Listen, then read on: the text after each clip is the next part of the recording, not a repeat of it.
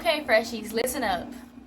I'm your big senior sister, and I'm going to tell you all the things I wish I knew before I came to college. Hi guys, welcome back to my channel. It's Taniya Precious. This is a video I wish somebody made me sit down and watch. Definitely a lot of information that I feel like I would have just gone in to college with a way better head and mindset with. If I already knew some of these things, I wouldn't have been so blindsided, stressed out, especially because I am a first generation college student, so there isn't much guidance in my everyday life when it comes to college. I had to turn to the internet, and now I'm coming back to the internet to tell you more things that was not told to me. Let's start with something real, your mental health. When it comes to mental health, use your campus resources. Use them. I know in my school, we have the LLC program, which is peer mentor, which I'm actually a part of. To talk to you, student to student. And there's other upperclassmen from sophomores to seniors who are there to be a mentor and help you through, because we're going through the same thing and we just went through the same thing. And we work with the freshmen. So use your resources.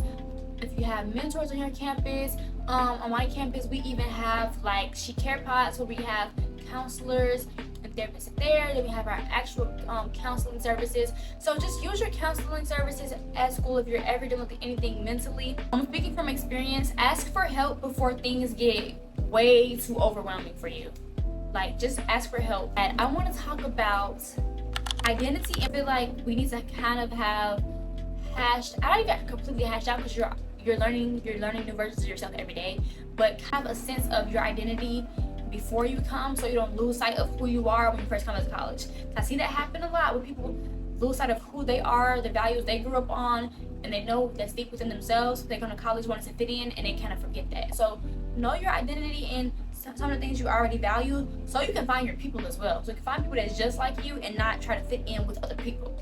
And if you're a minority in any way, seek your people, because those will be some of your first friends that you know for a fact will understand you and get you. Whether that's your background, your race, if you go to a PWI and you want to find more people of your culture, your sexuality, seek out those communities on campus, because one, you will have friends and things like that, and also you already know where to turn to in times of need, because you've found community. You might feel out of place at first, but no one's gonna get you like you get you, and no one's going to be you. So do not shrink yourself and feel like you have to stop being you for anybody else. And that's gonna lead into friendships. Some of y'all be trying to build a lifelong bond on day one. Now for me, it happened. Shout out to my sister Kayla. But we also met people the exact same day where we don't even speak to them anymore.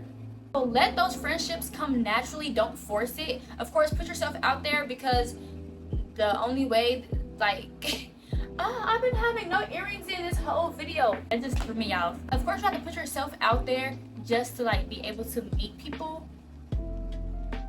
However, let that be natural with conversation. Like I said before, seek out your community. You can find friends in a club or at an activity that you're interested in. They might be interested in too, and that's a bonding moment, and that can start a friendship. It's okay to have different type of friends. You got your party friends, you got your study friends, you probably have your church friends. Having friends for different things is totally fine. That's in all aspects in life, not even just in college. It's all aspects. Having friends for different things. So we don't do that together because you're not a party person, so you're not the party friend. That's fine.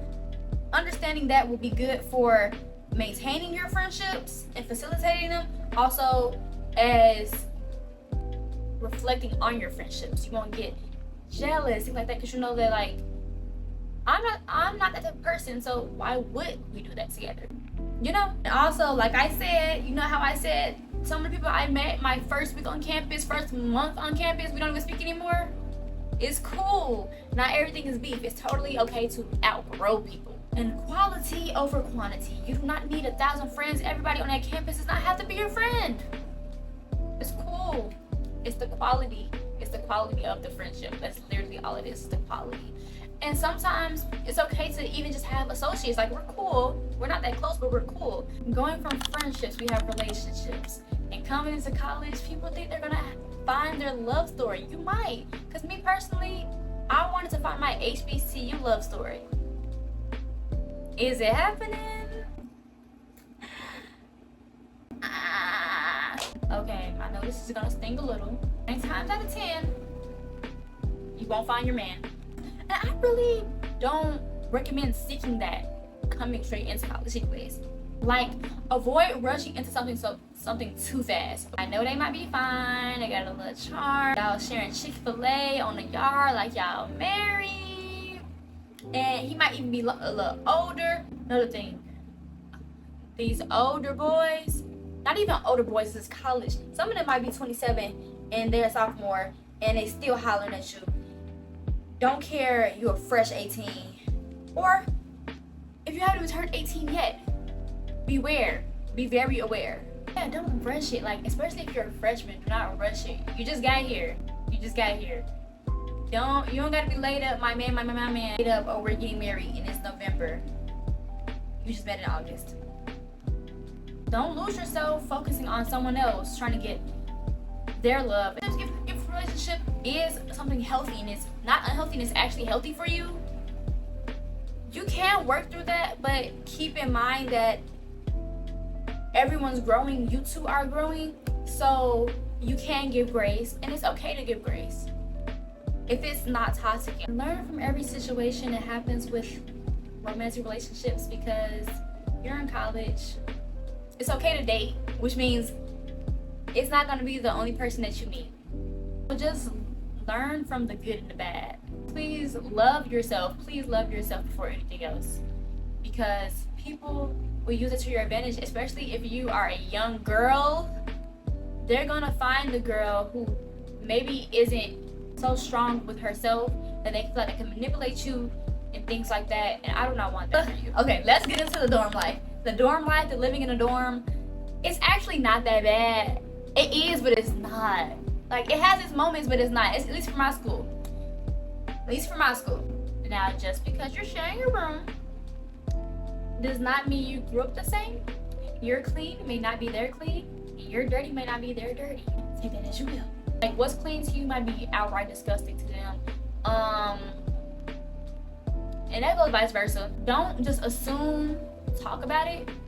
Like, I have conversations about cleanliness very early on, actually. Someone who has also been a resident assistant, which is the RA, who does room checks, checks the room, deals with roommate problems and issues. I've seen dirty, disgustingly dirty. Like I'm saying, like, this is a health hazard dirty. So if it ever gets that bad, get some documentation so I can get them right up out of housing, and not even out of your room, out of housing, because it can get bad to the point where, like, no one can live like this. And then, you know, some people just be dirty and just don't care that they're dirty. And some people can be messy, and that mess can be like, hey, can you clean this up? Hey, can we work out a schedule? Like, things like that. So communication with your roommate is always going to be very important. So yes, like I said, set those boundaries very early on. Who's taking out the trash? Do we have a cleaning schedule? At my school, we provide them with cleaning schedules. We get provided with cleaning schedules, all that. If you follow it, you follow. If you don't, you don't. But just know, when that fine comes, don't be surprised. Just talk it out before it turns into drama, or even worse, fines.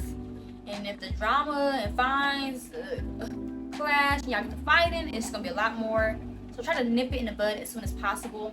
To the point where, like, you feel like you can't live like that, talk to your RA. Right? Talk to your RA.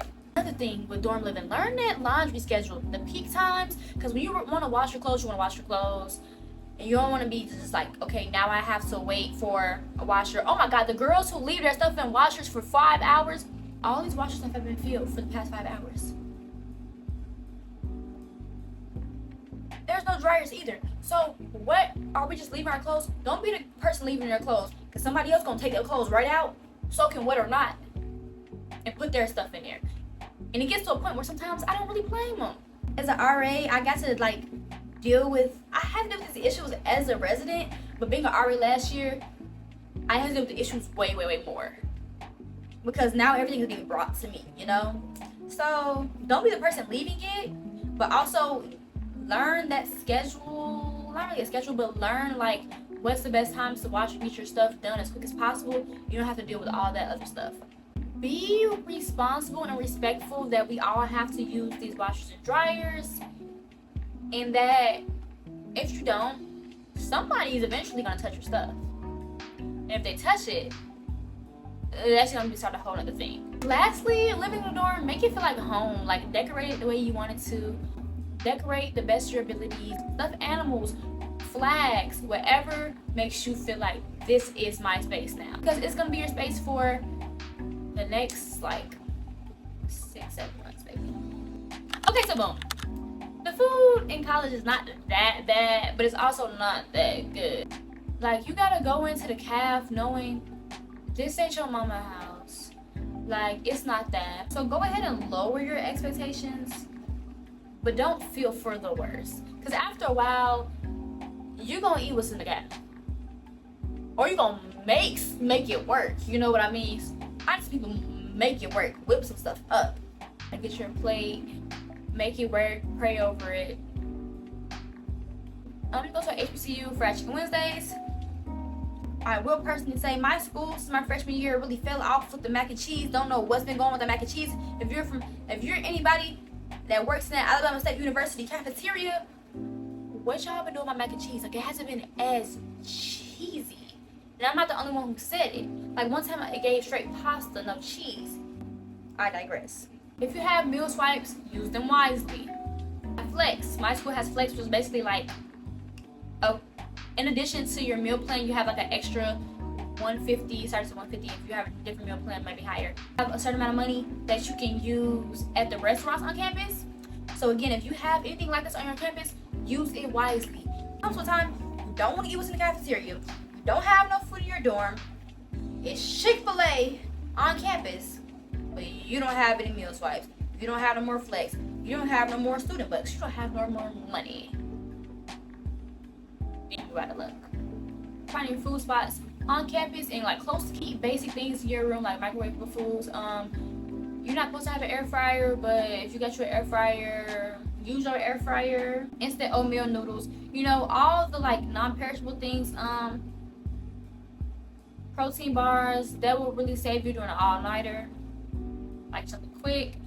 Water, of course. Just keep some things in your dorm that you can snack on. And if you can get away with cooking in your dorm, which freshmen slowly test the waters on that before you get too comfy, do that. You're gonna be ordering food, save your coins that add up, okay? Like, we have like a ghetto Uber thing. Like, if you can't, another thing about transportation, if you can't get around, ghetto Uber Eats, basically where someone else on campus who does have a car can take you places and you basically pay them what you pay an Uber, but it just be a little cheaper as well. And do that. They also do it with food. So if they got it at your school, do that. If not, just create that. Like, literally have it as a group me. It's a group me message chain. Who's available to go pick up this food from American Deli? Literally. And time management is gonna be very essential so you won't burn out. And time management is very essential for college, period. Because college doesn't come with a structure. You create that structure. No one's telling you to go to sleep at night. You go to sleep. You know you're at the 8 a.m. Mommy's not telling you. So really figure out what works for you. Google Calendar, just like your calendar on your phone. Alarms, planners. I swear by a planner. All my friends, all my lunches will let you know that I swear by a planner. Like, I wasn't even using planners in high school. When I got to college, I got me a planner. I wrote everything down. Seeing things more than once throughout the day just makes you remember it more. And just having, like, I know I had a roommate. She had a calendar, a whiteboard one, and she used that. Now, I only get that if you're actually gonna use it, because I also messed with a girl my freshman year, and she ain't never changed that calendar. Just because you can do everything does not mean you should. Because I know myself, so many things I did, I was tired and exhausted. It's very okay to take breaks. Taking breaks, that's real. I need a break. That's literally how you recharge and keep going. Now we're getting more into the educational. Now that we're really getting into school, picking a major. Pick a major that doesn't just sound good to you or your mom or your dad. Find a major that like fits your interests to build a career. Yeah. And also research majors to know what majors will be good for your said like career that you're thinking of. You know, you can even use like your general electives or general classes that you first start with, like classes that everybody has to take. Use those to see what topic might spark your interest. If you ever have to change your major, it's okay. Baby, I changed my major first semester of college. I was a biology major. And I really realized I like science, but I don't really like having to know science. Damn. So yeah, changing your major is okay. Stay in touch with your advisors, change your majors, make sure you're like on track with credits. If you're still a freshman and you change your major, you should still be on track because you're just doing your general classes. But if you get like sophomore, junior, and change your major, make sure you're on the right track to graduate and on time. It stopped recording, so I had to I hope the angle didn't change that much. Where was I at?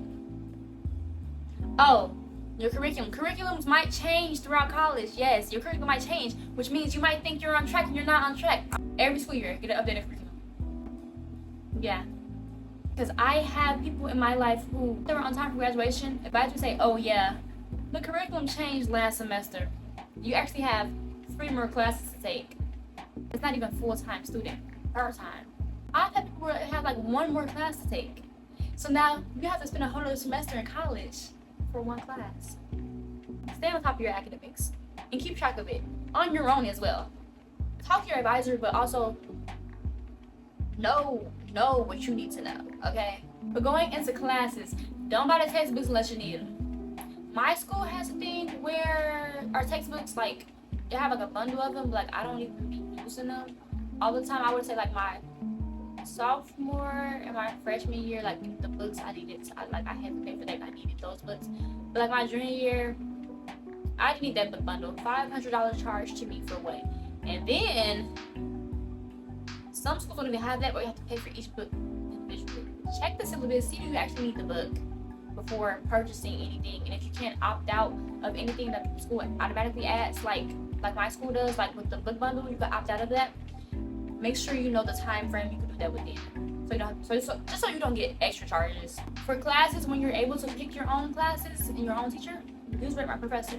Doesn't always work all the time, because sometimes some teachers aren't on there yet, or it'll have like an old review. But it's better to have something than nothing, and it's really saved me from having a lot of bad teachers. Highlight the big due dates on your syllabus. Write down the big due dates, like if it's for a project, if it's a midterm, anything like if it's a final, write that down. And also try to figure out the final schedule for your classes early on too, just so you can do your traveling plans ahead of time. Group projects, get into group projects. Somebody ain't gonna do their part. Somebody's not gonna be doing their part or gonna be half-assed, and you gotta be ready for that. So keep track of that. Me, I'm the type of person, even when I'm not the group leader, I'm the group leader. I keep track of everything. And if someone isn't putting in the work, let the professor know. Call it childish title telling, I don't care. I say do that, because if you earn that A, you earned that A. They didn't put in no work, they didn't earn that, they don't need that. I want you to figure out what works best when it comes to like places for you to do your work, places for you to study. Personally, I can't do all my study in my bedroom. I feel like I do better when I'm out of my room. I feel like I'm forced to actually do something now because I'm not in my room, in my safe space. It could be the library, it could be a student union, it could be like a park. Just find like the best place for you to like lock in. Internships and jobs. Go to your career center. As a freshman, that's what I should have did. They'll help you fix your resume. Even if you don't have much to put on the resume, they'll help you curate it so you have something to show someone. They'll give you like interview prep. If your school has a career fair or interview preps, I say go just to dip your toe in. Yes, as a freshman, mix, mingle, interact. Apply to internships earlier than you think from somebody who applied too late. Some may close in September, and that's for summer internship. And I'm not joking. On-campus jobs are usually flexible because there's like a work study or anything like that that's literally made for a student, so they know this is for a student. So like jobs on campus can be very flexible. Get a work study or like a career-based job if you already know what career you want to work in. Get a work study in the office that that you're like in the office of the field of study.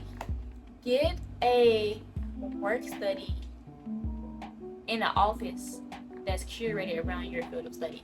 If that makes sense. I don't know. I think that makes sense. Each semester, update your resume. Whether it's your GPA you're updating, your organizations you're updating, volunteering that you're updating, an actual job that you're update your resume continuously. You have different resumes for different things. I have a resume for digital marketing. I have a resume for like a master. I have just an academic resume. Like I have resumes for different things. Have you a good master resume with literally everything, and then you may need a resume for different things. And that's totally normal. Make sure it's always updated with your LinkedIn, all that jazz. Like I said, building connections.